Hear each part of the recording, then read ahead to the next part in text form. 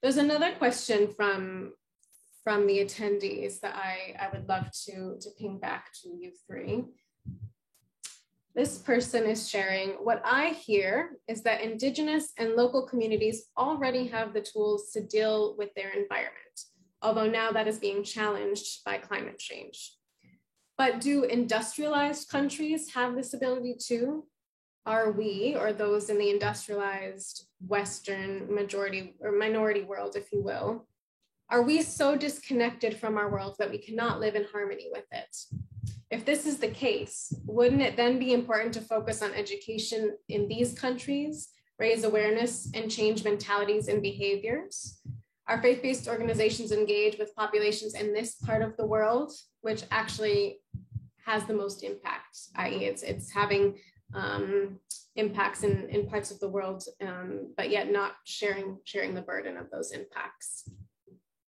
Any reflections or response to that? Lisa?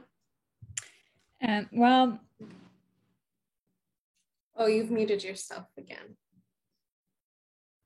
I think education and learning goes both ways. Meaning that, yes, in the Western world, we might have, I mean, Western world is also, of course, a huge concept. There is various countries and economies, and the structure of the economy looks very different from various parts of the Western world. So I think that's also important to emphasize. But yes, of course, we need to both sort of take into account, this relationship with nature that we have been mentioning during the course of this seminar. How do we relate to nature while we live in urban areas? Maybe many kids hasn't really seen, where does milk come from? They've never seen a cow in many parts of the world. So of course we can, relating to nature, we need to connect with nature. And how do we connect with nature if we are destroying the nature? So absolutely, I don't think there is no limit on what we need to learn in terms of the relationship with nature. And I guess my second point would be, even though we do have the local solutions, we have nature-based solutions, we know how to deal or to live with nature, we also need to scale that up, to also learn and to spread that knowledge to other parts of the world. And maybe somehow there is a connection between living with nature, the old-fashioned way, if you like, with the new modern technology where you have artificial intelligence, you have the big data. I mean, just the fact that we're sitting here today, connecting all over the world, having a seminar on those important issues says a lot about how can we adopt new technology capacity, but at the same time, use it in a way that is wise. So I think using technology for the good in terms of adapting to nature is crucial.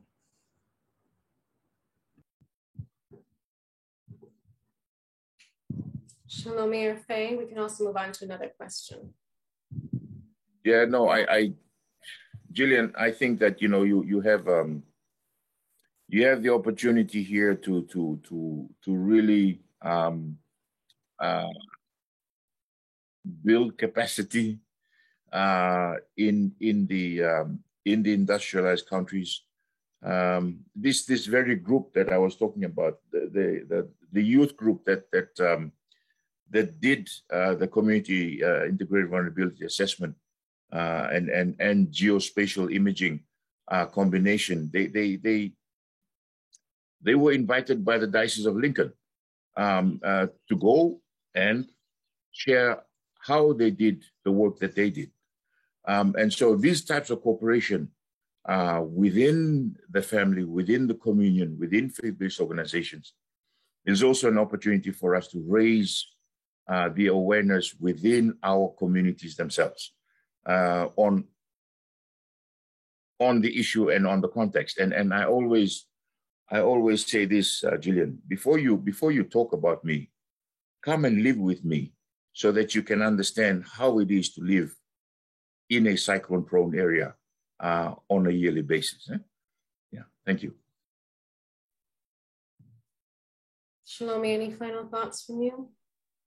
Yeah, I think it's a process of listening and making the priorities, something like that. So in Sri Lanka, we mostly employ that asset-based and participatory learning approach. so that the communities can help driving their own development, and the activities are more integrated. So this means community mobilizing efforts are more important.